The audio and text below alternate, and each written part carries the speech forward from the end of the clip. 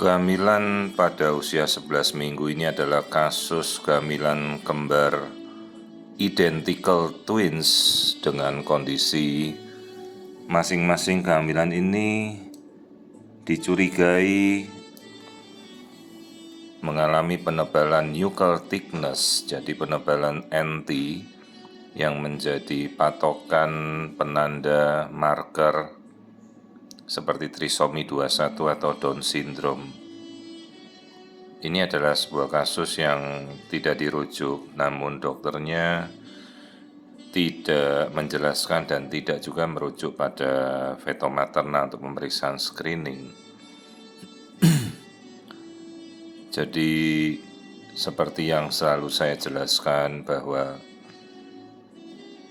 feeling seorang ibu itu cukup tajam ya apabila dia dalam kondisi kehamilan, bukan karena kita berprasangka atau apa terhadap kondisi hamil, tapi kadang-kadang memang ya sebagai seorang ibu yang mengandung janin tersebut, kadang dia sendiri mengerti bahwa mungkin ada sesuatu masalah pada janinnya ya. Itulah makanya jangan pernah menegatifkan alarm apabila seorang ibu memiliki kekhawatiran terhadap kehamilannya. Segeralah melakukan pemeriksaan. Jadi pada kasus kali ini kembar identik, artinya kan kembar yang berasal dari satu telur, satu sperma, lalu mereka masing-masing membelah diri ya. Jadi plasentanya tunggal, meskipun sekatnya ada dua, tapi itu namanya adalah kasus monokorionik diamniotik. Jadi ini kembar yang satu genetika.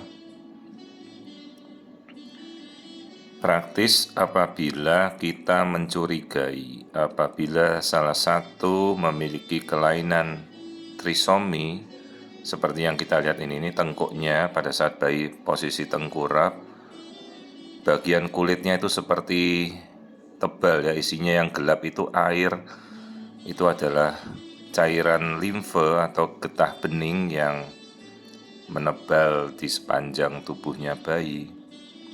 Ini sambil saya mengukur aliran darah di jantung. Dan itu menjadi marker yang mencurigakan ke arah trisomi, umumnya trisomi 21 atau Down syndrome. Nah ini saya mengukur kedua janin, perbedaannya tidak jauh karena kalau kembar identik itu mereka membelahnya ya barengan ya, jadi di usia yang sama kehamilan itu. Jadi apabila satu kemudian terbukti ada kelainan, maka ya satunya secara genetika akan sama.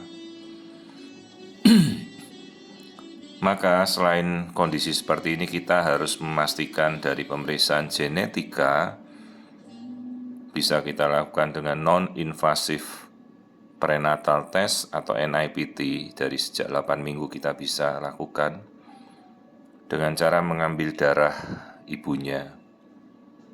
Maka dari marker tersebut kita bisa tahu apakah kehamilan ini membawa kelainan genetik seperti trisomi 21 atau trisomi 18 atau trisomi yang lain.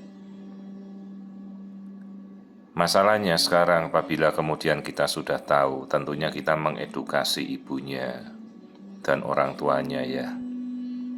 Kalau benar itu terbukti secara genetik sesuai yang kita curigai dari pemeriksaan USG, opsi apa yang akan kita pilih ya? Apakah juga kan mereka harus bersiap untuk membesarkan anak-anak dengan kondisi keterbatasan fisik, kondisi dengan kelainan genetik misalnya seperti trisomi 21, dan ini langsung pada kedua bayi. Itu yang kita harus juga memikirkan kepada kedua orang tuanya ya. Ini suatu kondisi yang sangat berat apabila kemudian mereka kelak akan membesarkan dua anak dengan keterbatasan kondisi kelainan genetik. atau cacat bawaan secara genetik trisomi.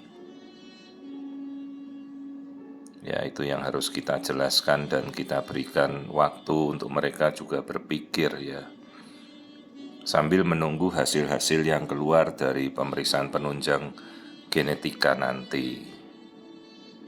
Jadi bukan suatu proses ketergesaan untuk kita berpikir, perlu juga didiskusikan dengan keluarga besar, karena ya mengasuh satu janin dengan keterbatasan genetik, keterbatasan kondisi kelainan genetik itu juga cukup berat, apalagi ini langsung terjadi pada 2 kehamilan sekaligus kembar identik dengan janin yang keduanya kita curigai, karena ini kembar identik, jadi mereka sama-sama sharing genetika yang sama dengan anti tebal menuju kecurigaan Down syndrome ya. Jadi kita lakukan genetika tes, kemudian kita tunggu hasilnya. Mudah-mudahan ada keajaiban atau mujizat.